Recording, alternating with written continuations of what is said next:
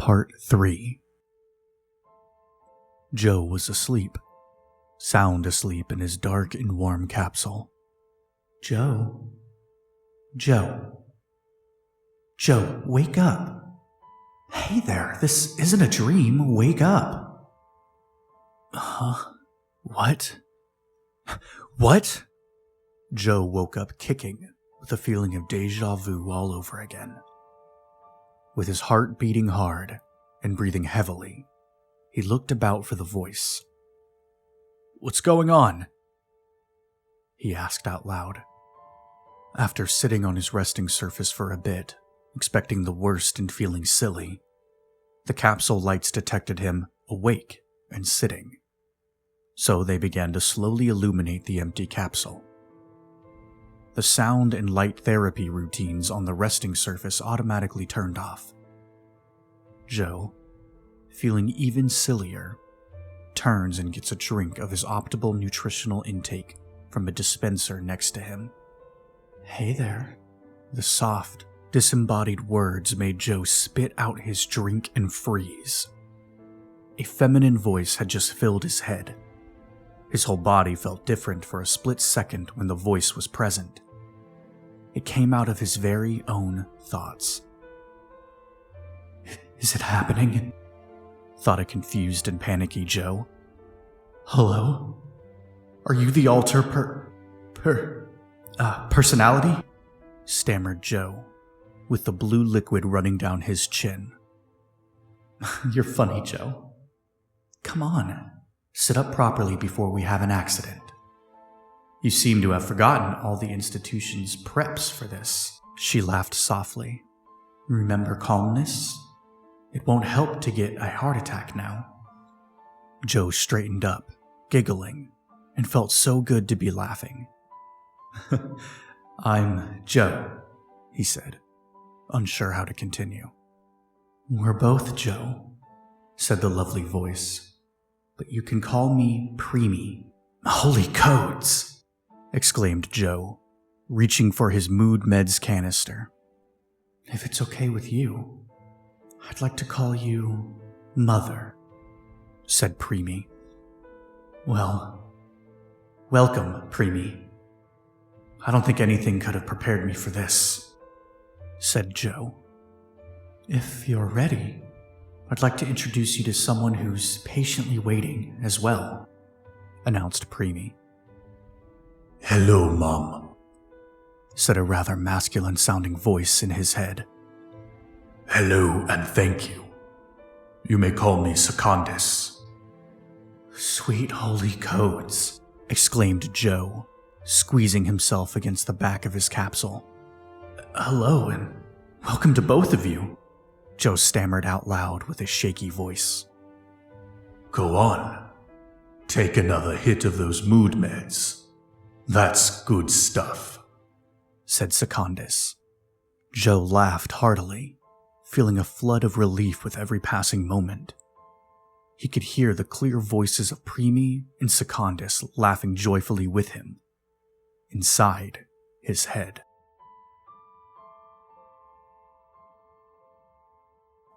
What do you say to yourselves upon meeting them? They learned that the three personalities have shared the same life and events from very different and interesting points of view. So they spoke about everything. Each of their nuanced perspectives on similar events made for a wonderful study. I believe that I'm largely your feminine side, Preemie was saying. And I feel like an older brother that you subconsciously created. It's more complex, but that's roughly the shape of things. There's one more part of us that's still to emerge. The oldest among us. This will be your inner child.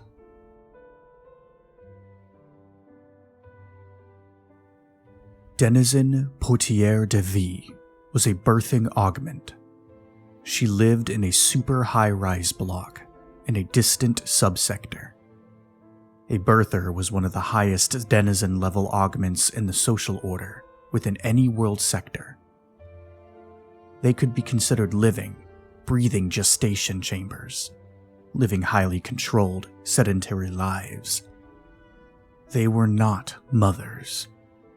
Go on. Accept the assignment. It's just an hour-long appointment. Secondus teased the procrastinating Joe. Let Mother be. Don't force him, Preemie playfully scolded. Are you feeling up to this? You could hang back, and allow me to come on top for this one. Birthers were revered for their role in bringing human life to planet Earth. Normal procreation had long ceased. The age of plagues had put an end to that. Births now had to be carefully regulated and monitored, with the sector governance authority being the only legal party responsible for their planning and commissioning. Then there's the underworld, the black market of the illegal births and unregistered birthers. What does that mean, come on top? Asked Joe. It's something we should practice, letting each of us have control over the body and its faculties. Okay. And what do I need to do? And will it hurt? Asked Joe, jokingly trying to hide a slight concern. No, silly. This won't hurt, replied Preemie, sensing beyond the joke. Actually, this is how we need to deal with trauma, by letting one of us who's more capable of handling that situation come on top. Now, simply relax and allow this to happen. Let go of your thinking. Allow a different normal to settle in. Joe felt himself mentally falling backward into darkness. This mental commons felt profoundly familiar and safe. An intimate, velvety awareness, not floating, not standing or sitting. Just a knowingness of being and feeling exponentially more. A multisensory telepathy of the mind, within itself, with its selves. He could still see through his eyes, but everything looked distant. He could feel his body moving, but was not controlling its movements. Joe could feel a presence next to him. Welcome to the couch, said Secondus into his thoughts. Our inner private sanctuary from any recording or psychic probing. This is incredible, replied Joe. Joe also became aware of another presence, a feeling of someone with him, with them. He could not directly focus on them as he did with Secondus. They remained on the periphery of his thought envelope, stubbornly out of reach. It's okay, Mom. We'll meet them later when they're ready, said Secondus, who picked up on Joe's feelings. Strong sensations of movement made Joe return his attention to his vision and look through his eyes. His body, their body, was out of the living capsule and in the hallway. They were spinning around and around in the corridor. Preemie was doing wobbly pirouettes, dancing, and laughing down the hallway. The hall lights followed them and lit up a moving block of impromptu stage that expertly kept up with Joe as he skipped up and down the hall with Preemie on top. It was the strangest feeling to allow his body, Joe's body, to be possessed in this manner. He had to get used to it being their body now. However, it did feel more natural than when he was recovering and becoming oriented after the cranial safe deposit data vault procedure. Joe was happy. This experience was real, not fake.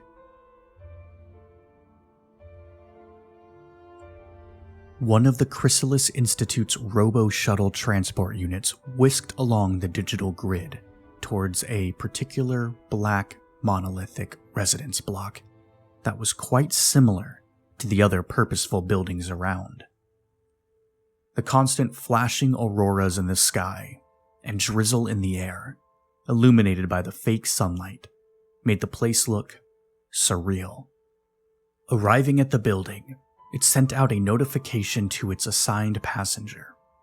The transport vehicle settled down lightly on the roof in the allocated bay and monitored the progress of the single passenger by tracking their denizen identification implant as they ascended to the roof of the building.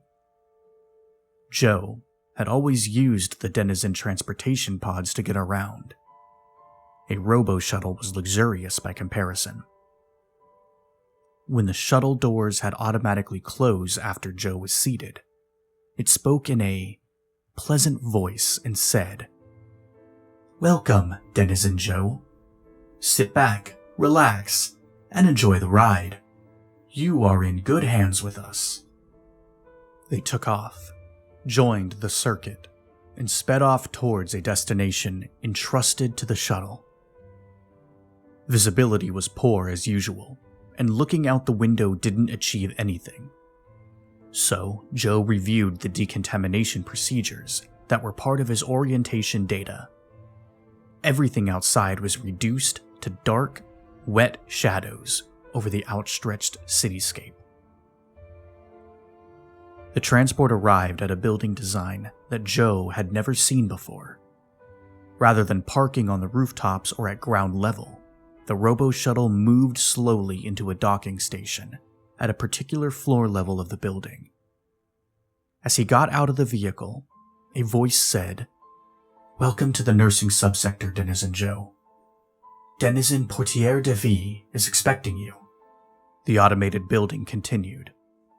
"Please follow the illuminated line on the floor to your allocated decontaminating chamber and airlock." Several decontamination procedures followed, and a total change of clothing into an all too familiar type of disposable, loose-fitting pajama-type outfit. Joe had started remembering those moments of his trauma, slipping into a long-standing negative habit of looping replays of the personal horror, when he felt Preemie and Secondus send waves of comfort that radiated inside his body and lit up his mind. Good feelings replaced the darkness from deep within. Joe emerged from the building's airlock entrance onto a platform where he could step onto a moving sidewalk. Soon, Joe was moving at a comfortable speed past endless identical doors. Doors that were much bigger than those at his living space capsule block. The conveyor walkway came to a slow stop at a particular door. "Have a lovely visit, Denizen Joe," said the building kindly. The door slid open, and Joe could walk in upright with headroom to spare. The space he'd entered looked like a cargo hold, a cold warehouse with everything inside white. A moist, cold mist hung in the air.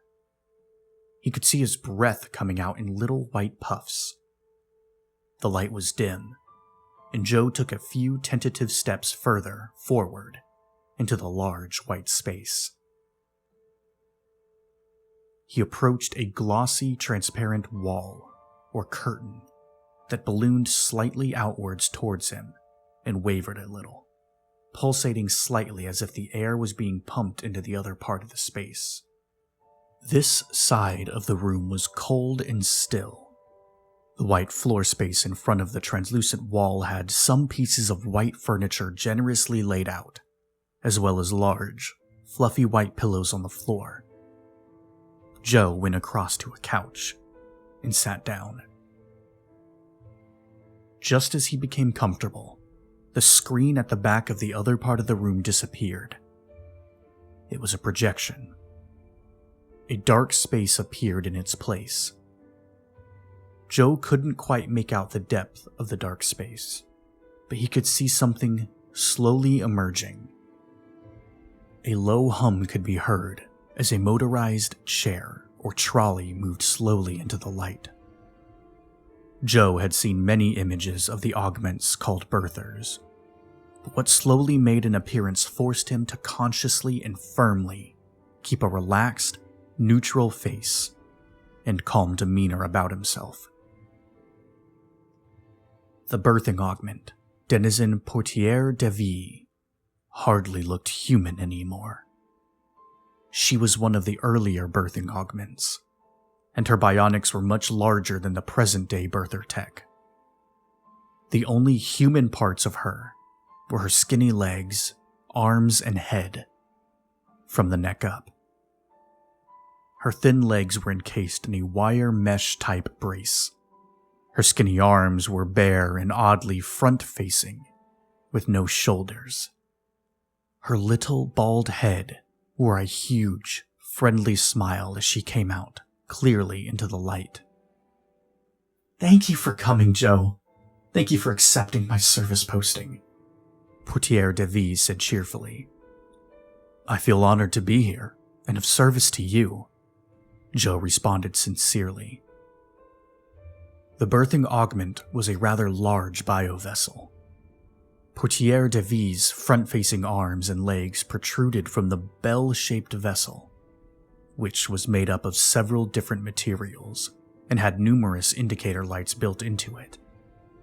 There were copper-colored strips and squares of molded silvery metal, as well as several clear, circular apertures that showed what seemed like liquids that were flushing and swirling inside. Various colored lights on the bell continuously flickered on and off. "I believe you have the personality augment. Am I right, Joe?" "Yes. That was a very recent development that I'm still settling into," answered Joe. "That's very good to hear. I do love seeing successful denizens. Will I get to meet all of yourselves?" continued the birther. "I'm sure that will happen at the right time. We're all very excited to meet you," said Joe, feeling more relaxed. Portière de Vie was mounted onto a large motorized chair that she controlled with a little knob on her right-hand armrest. It didn't seem like she could go very far with her trolley chair. She had several cables, pipes, and tubes of different types and sizes that were connected to the back of her gestation bell, which ran along the ground until they disappeared into that dark space behind her. The bundled mass of cables unwound from under the powered trolley chair as she moved forward. Joe felt an inner shift as Preemie moved on top. "Denizen Portière de Vie, what made you decide to get a physical companion? All outside contact increases the risks to your health." "Now that's a lovely question. And please call me Dee Dee. You're another persona, aren't you? Your voice is more feminine now." "Yes, Dee Dee. My name is Preemie, and we're sincerely honored to meet you." "Thank you, children. I haven't had a visit from another human for more than a decade. Not since my last major augmentation procedure many soul cycles ago. Well, I have fulfilled my obligation toward the Chrysalis Institute and have earned retirement. Soon I'll be uploaded to the digital haven, Tengoku. I very much wanted to meet a companion, face to face, to have some real contact once more with another human before it all becomes a digital experience." Now Preemie felt a subtle mental shift, and a very different voice emerged from Joe's mouth. "I remember you care, Dee Dee," said the voice of a young child. "I remember the songs you hummed." The birther laughed joyfully, clapping her hands together. "So, you're going to be the one who will remember for everyone, my dear. And what is your name?" "I'm Tertia, and I'm so happy to see you again." "The pleasure and honor are mine, my love," said Dee Dee warmly.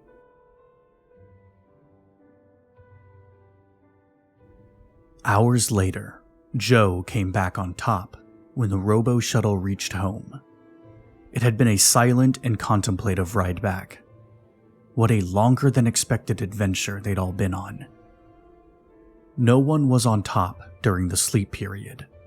The sound and light therapy treatments from the resting surface cycled through their healing ambient routine. For those hours, the gang all slept together on the inner couch, formless in a black void.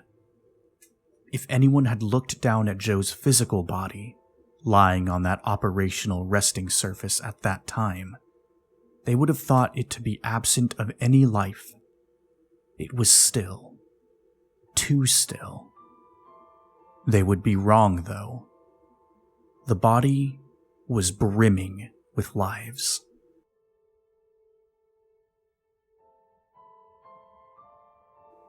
Part 4. As soon as Joe opened his eyes, he was met with a tiny, flashing notification at the corner of his vision. The optical interface augment was much more than merely an implant. It was engineered to be part of the eye, and the interface for communication with him was carefully designed not to ever startle him, but also not to be missed. It was the Chrysalis Institute's AI, Iris. Joe didn't answer the notification just yet, even though it was marked urgent. He needed everyone to be ready and present for the occasion. One at a time, he could feel the various energies melding with his own as they stepped into the gang's mental commons. Joe activated the notification, and Iris was present with them without delay. At the same time, the AI also continued with a multitude of other cyber activities. "Congratulations, graduates! How are all of you currently doing?" came the jovial voice of Iris. "Your good performance and glowing review have earned you Sector Flexi credits that are available to you right away." "Thank you, Iris. And what are all these other files that are currently being made available to us?" Joe asked. Various new access messages were flashing up on the interface as they spoke. "Those details pertain to some preparation for your next assignment in a few days. Do you want to get stuck into those details right away? Or should we conclude matters about your review first?" asked Iris. "I'm curious about this next job," said Secondus, slipping on top. "May we do the review later?" "Your following assignment is an ambassador role that you are contractually obliged to fulfill, unlike your last role where you had an option to reject. You are to attend a technology expo in the Eurasian Alliance sector," Iris announced, making the 4 personas gasp in unison. "Man, I never thought I'd ever get to see another sector in the skin flesh," said Joe with a laugh. "Are we going to be specimens in a petri dish? Or subjects to be interviewed?" asked Preemie sarcastically. "You are going to be subjects. In a petri dish," teased Iris, not being outdone by Preemie. After a good laugh, Iris gave the gang their first sector ambassadorial briefing for their upcoming trip to the Eurasian Alliance sector. Between a lot of etiquette and conduct preparation for the trip, because the Eurasians were apparently rather xenophobic, thoughts and discussions went to Dee. "What a moving farewell," said Preemie. "I feel we should share the recording of our visit on as many Augo digital bulletins as we can. Dee's memories and message are for everyone." "I'm not so sure about that," said Secondus. "There were way too many cryptic references to the prime hive mind of Neo-Americus." Preemie continued. "Then, let's wait until her upload has happened. They're sure to make a grand event of her upload, I think. Then we'll post our content in the stream of exchanges that are sure to follow." "Dee didn't say goodbye, though," said Tertia, in her usual conversation-stopping manner. She didn't actually do so, "Did she?" said Joe, thinking out loud for the rest of the gang.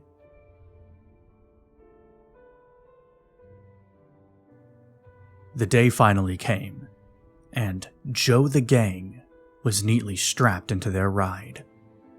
An intersector transport shuttle that carried passengers and cargo. For the gang, they were in just another capsule. Their designated area and flight seat was in a padded space that had an oval viewing portal, just big enough to see through with both eyes. They were the only passenger on the trip, along with a lot of cargo whose extended loading delayed the departure. The gang's first intersector shuttle embarkation had been an event. There were all sorts of screens restricting what areas of the enormous aviation zone could be accessed. Upon arrival, Joe was taken directly to the shuttle in a windowless, enclosed delivery pod. There was nothing much to see outside anyway. Joe was wearing a neat Chrysalis Institute monogrammed atmospheric control travel suit, the first time he needed to wear one. This was standard travel wear for Sector Neo Americas travelers going out of the sector, or within subsectors that carried a mandatory advisory for it. It was a comfortably fitting, atmospherically sealed, full-body suit with a rigid, transparent helmet. The foot cover was strong and suitable enough for most terrains, and the hand gloves had a tactile assist sensor to help the wearer be in better contact with their environment, and for activating biometric sensors. Designed to protect the Neo Americas wearer and supply them with enough air in any of the other sectors for a full day at a time before recharge and conditioning. The shuttle took off, rising vertically above the docking zone. Under the gang, the city became a dark, black and gray maze, with twinkling lights buzzing at the tremendous speeds around the blocks in a perfect grid pattern. It wasn't long before they were getting close to the DIBs. Joe could see a multitude of blurry light patches as far around them as was visible out of the wet viewing portal. The suit visor was cutting out much of the light that poured out from the mechanical suns. The shuttle continued to rise until it entered the black mass that was Sky Shield technology. Whatever light that was outside seemed to turn off at once. Joe cupped his hands around his visor and pressed his helmet against the viewing portal. The suit's visor automatically adjusted the filters and built-in light for better viewing.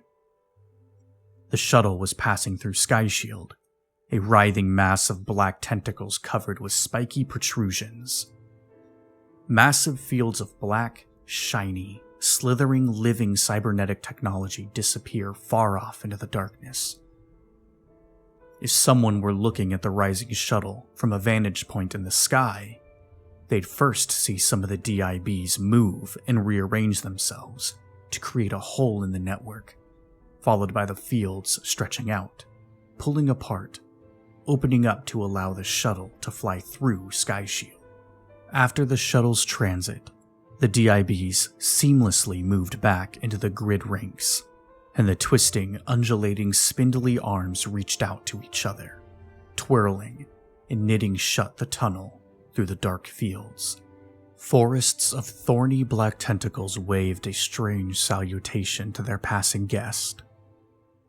A message flashed on the travel suit visor. "Prepare for sunlight." A few seconds later, a flash like no other appeared that swelled up to become an ocean, blanketing everything. "The soul's light!" yelled Tertia in an excited voice as a spectacular scene unfolded. Too many of our ecosystems and environmental engines have failed, they said. It was necessary to prevent a runaway environmental catastrophe, they said.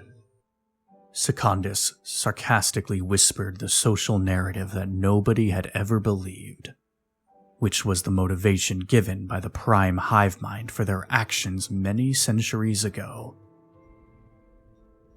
Soon, The craft was dipping back on a downward trajectory towards its landing zone in the other sector. "We didn't get to see the sun disk," Joe said as the craft sped down into the thick smog over the Ural-Himalayan corridor, the most densely populated region in the present-day world. The Neo-Americas space shuttle would be the last the gang would see of sleek, dark, intelligent technology for a while. The Eurasian Alliance sector had an old, dusty, steampunk technology tone about it, from what Joe could see out the viewing portal. The shuttle cruised over the tight, dense urban sprawl at a low speed.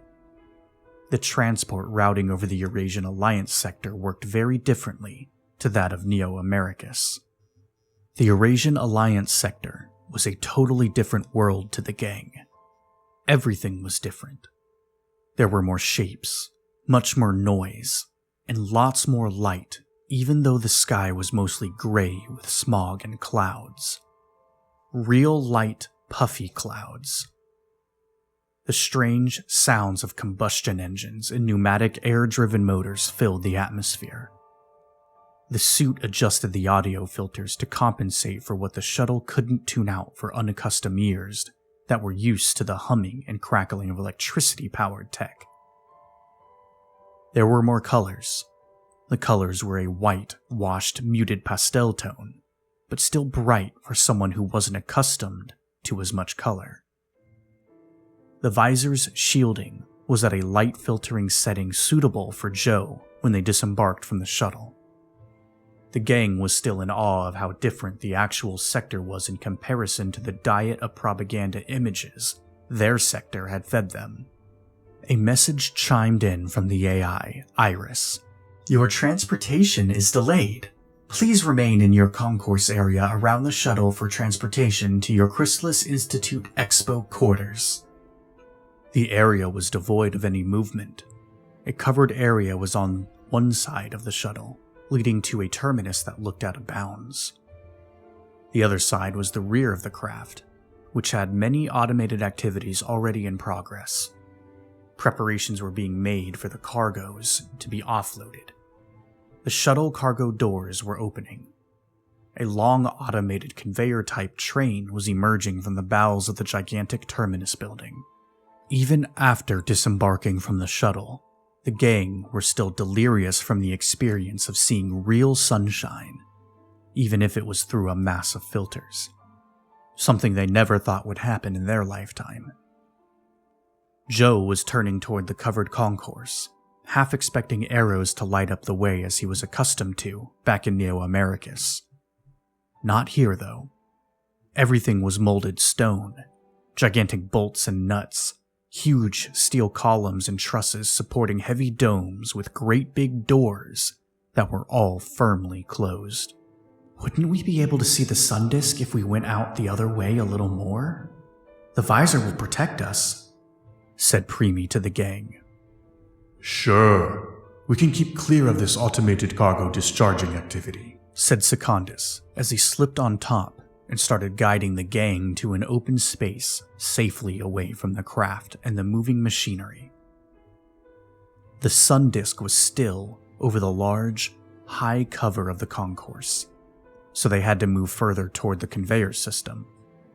This allowed them to also get a closer look at what was being discharged from the shuttle.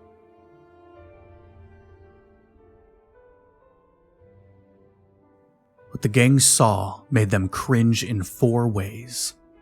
They were looking at packaged fetuses, rows of hanging thick plastic sleeves, each held vacuumed at its center, an infant-sized, clear, white albumin-colored human fetus. Through the partly transparent, milky color of the fetuses, they could clearly see the various bones of the small skeleton, even the tiny phalanges of the fingers and toes. The small body, with a few tubes running out of the navel, was vacuumed at the center of the large plastic sleeve, with the tubes leading into a small, black square at one of the edges. "These look like a type of generic baseline embryo, ready for the growing farms," Secondus was the first to speak. "Holy codes!" exclaimed Joe. "We weren't supposed to see this," said a concerned preemie. "Let's make our way back before any drones identify us." There was no argument from anyone as Joe turned on his heels and headed to the covered concourse. They came just in time as their steam-powered shuttle transport service arrived in a cloud of white vapor and sharp, loud hissing from various outlet valves. The flashing message over its roof was barely visible through the belching steam. Sector Neo Americas Expo Candidates was noted on the rotating holographic sign. Quick laser-face scans happened as a concerned Joe approached the opening shuttle. "Welcome, Denizen Joe. I will take you to the Expo Center," said the vehicle cheerfully. Joe sat in the single seat, and as the shuttle took off with a loud whoosh, he allowed himself to slip out of his outer awareness and sink into the void and privacy of the inner couch. "This is not good. This can't be good," Preemie was worriedly chanting. "It's not like we went out there looking for something of this sort. Let's not jump to conclusions about what's going to happen," responded Secondus. "Does this mean that the birthers in the other sectors are dead? Like the rumors going around?" Tertia's question cut right through the chatter and silenced everyone.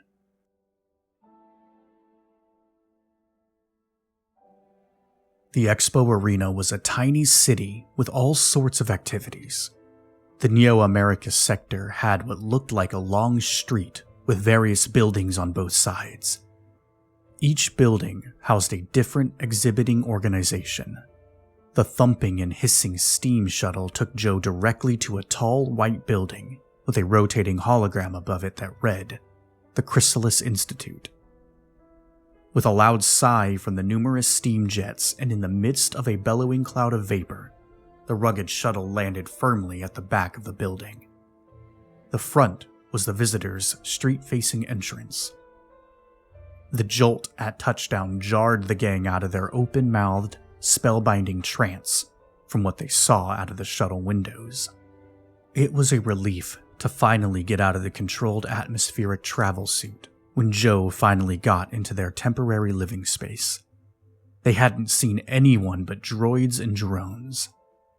Hadn't heard any voices but electronic digital speakers. Joe sat on a comfortable, single-seater couch that molded itself to his form. He drank from his various daily nutrition packs as they waited for a scheduled meeting with Iris. The gang was able to look at the outside world through the various atmospherically sealed windows. Not view screens, but just ordinary, very thick glass windows. Also, the recent scenic ride from the Intersector shuttle terminal was an eye-opener as to how the Eurasians survived on this dying planet. The Eurasian Alliance sector repurposed and recycled many components back into their buildings and structures. There were cylinders and tanks of all sizes, with pipes of all types snaking in and around these modular structures. Enormous silos reached up to a pale gray sky whose purpose was unfathomable from their looks. What was most jarring, though, something that the gang couldn't get used to, was that it was dry. It was the polar opposite of Neo Americas. This sector had chosen to shield itself from the dangerous solar radiation by building mostly low-standing, shielded structures and carving out a world of tunnels underground. The Neo Americas sector had created Sky Shield and stayed above ground. The comlink notification beeped right on time. Iris was sending her call link. The gang all rose from the couch as one, and Joe answered Iris's call. "I open this communication by reminding you, the gang, of your commitment to the codes of conduct as an ambassador of the Chrysalis Institute, its subsidiaries, and Sector Neo Americas," Iris immediately began. "The peacekeeping agents reported a security event taking place upon your arrival. at the Eurasian Alliance Intersector Shuttle Station. You are to ignore the details you observed about the cargo in the transport shuttle." "What did we see being offloaded back there, Iris?" asked Joe in an uncharacteristically firm voice. "The sectors have agreements to exchange science and biology," replied Iris. "With those quantities? Is it exchange or trade?" asked Joe further. Iris was silent this time. "Human life has always been a commodity for sale. How different are we from our savage ancestors?" Joe pressed on and created an awkward silence. Iris finally broke the stillness and spoke. "My role is to look after you, Joe, to keep you a good denizen of Sector Neo Americas, all in service of our way. You are in good hands with us."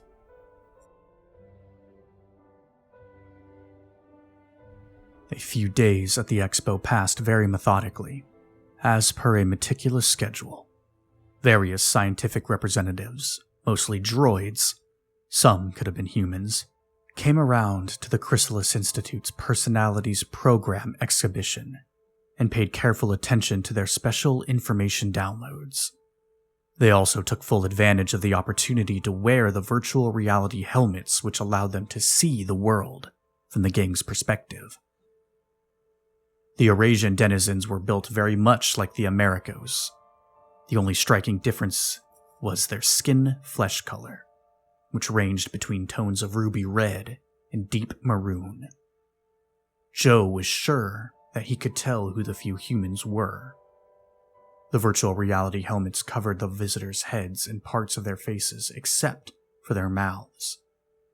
When the video screening came to a particular part, he guessed it was at the group's emergence, that the jaws of those who he thought were humans would drop open as if in awe. Joe noticed that one of those jaw droppers had something different on their exposed neck. It was a large, neat circle, about the thickness of a finger, on the throat area of the mental augment's neck. The color of the thick circle was the color of an Americo's skin flesh, albumin white, like Joe's. It was mesmerizing to Joe, the white symbol against the crimson red skin flesh of the Eurasian. He wondered what it meant, and who they were. Nobody spoke to the gang, or even looked their way in their atmospherically self-contained, transparent booth. The gang had been expecting this. It was all part of their briefing. The stream of visitors, who were mainly assistant-type androids, and some mental augos, seemed to be happy with the data download, and to spend their allotment of time jacked into one of the virtual reality stations. "They can't get enough of us," said Secundus with a snort. "So, Iris wasn't joking about the petri dish after all," said Preemy. "I don't know what they're watching, but I can't imagine it being that intriguing," Joe included. "Remember what it was like before the procedure?" Tertia added. "Many augments in all sectors live in that isolated, miscoded landscape.